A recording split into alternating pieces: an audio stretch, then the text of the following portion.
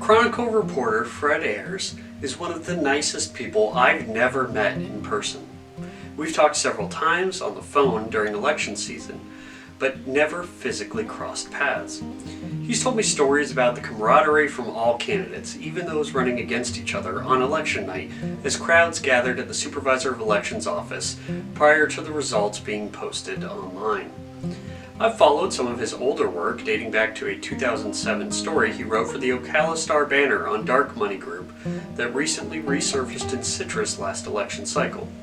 He's a talented reporter when the story requires digging, and an excellent writer clearly expressing himself to any audience.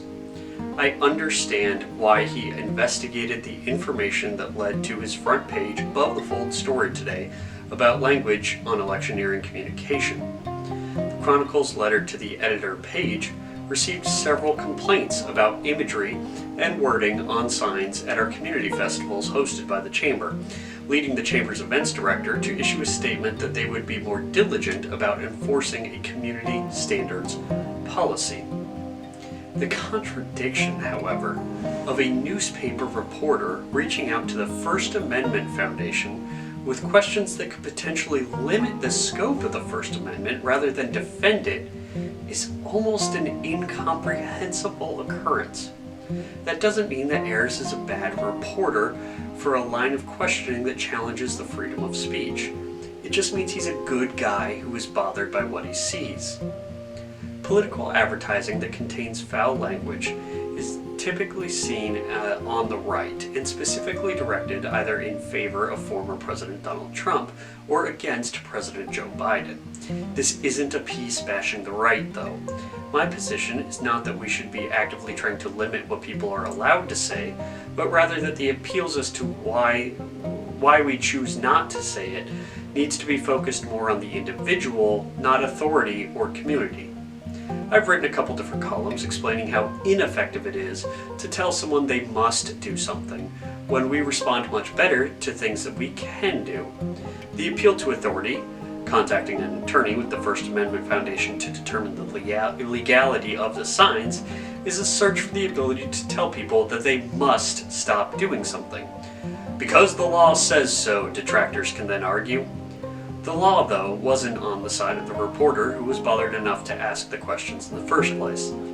And the appeal shouldn't have been to an authority power over the people, such as the law, but rather to the personal empowerment of the individual. That is what the signs are about. The Trump movement, which has persisted well after his presidency, embodied the individual empowerment. This is a strong message that is fundamentally American. The problem with it is that in a few circumstances, the individual's ability to do something would have been better left undone. Some of these actions, like the signs, are self-inflicted, but many were non-stories amplified by a combative national media. The foul language on the signs is bothersome to me, too.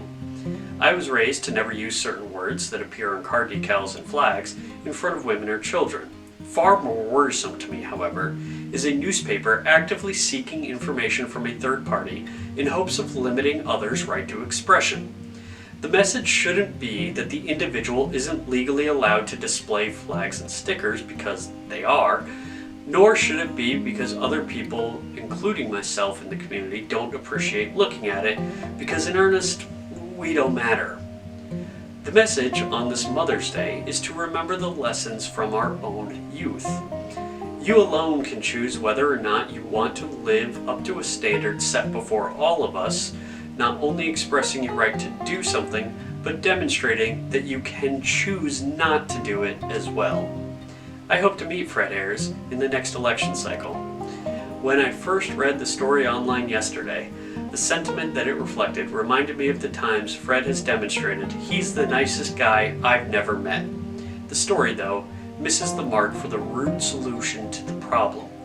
We'll do better in the future, not because we must, but because we can.